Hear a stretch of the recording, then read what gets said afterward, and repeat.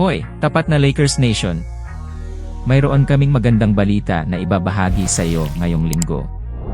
Tungkol ito sa batang talent sa basketball, si Bronny James, anak ng maalamat na si LeBron James. Bago magsimula, huwag kalimutang iwanan ang malikot na pag-like at mag-subscribe sa channel upang hindi ka makaligtaan ng anumang balita sa palakasan. Ngayon, punta tayo sa balita. Kamakailan, nagkaroon kami ng napakapositibong istatistika sa pagbawi ni Bronny James pagkatapos ng takot na pinagdaanan niya noong nakaraang buwan. Nagdusa siya ng cardiac arrest sa panahon ng pagsasanay, ngunit siya ay kalmado, ang sitwasyon ay nasa ilalim ng kontrol. Ang head coach ng USC na si Andy Enfield ay naghatid ng magandang balita na si Bronny ay nasa maayos na at bumalik sa klase kasama ang kanyang mga kapantay. Binigyang diin ni Enfield na ang lahat ay lubos na umaasa sa pagbabalik ni Bronny sa korte, ngunit nagsasagawa sila ng matyagang diskarte, hakbang-hakbang upang matiyak ang kanyang ganap na paggaling. Nakakamangha talagang makita kung paano siya sinusuportahan ng lahat ng nakapaligid sa kanya. Ilang araw na naospital ang anak ni LeBron James, ngunit naglabas ng pahayag ang pamilya na nagsasabing ang cardiac arrest ay sanhi ng congenital heart condition na maaaring gamutin. Kumpiyansa ang mga ito na siya ay ganap na gagaling at babalik sa paglalaro ng basketball sa lalong madaling panahon.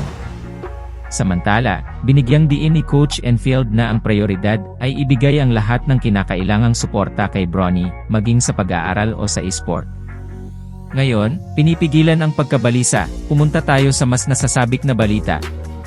Si Bronny James ay maaaring tumalon sa NBA. Bahagi siya ng 2023 draft para sa Trojans, isang super talented na college basketball team, at gumagawa na siya ng pangalan para sa kanyang sarili bago ang insidente.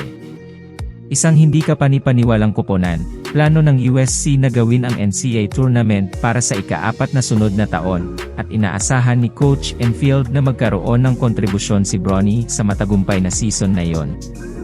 Ang 2023 tandang bawas 24 season ng USC ay nakatakdang magsimula sa Nobyembre 6 at maghaharap sila laban sa Kansas State. Ito ay isang kamangha-manghang pagkakataon upang makita si Bronny sa aksyon at ugat para sa kanya. So guys, ano sa tingin nyo? Sa tingin ko ba isisikat si Bronny at ilalagay sa palabas na yon? Iwanan ang iyong mga opinyon sa mga komento.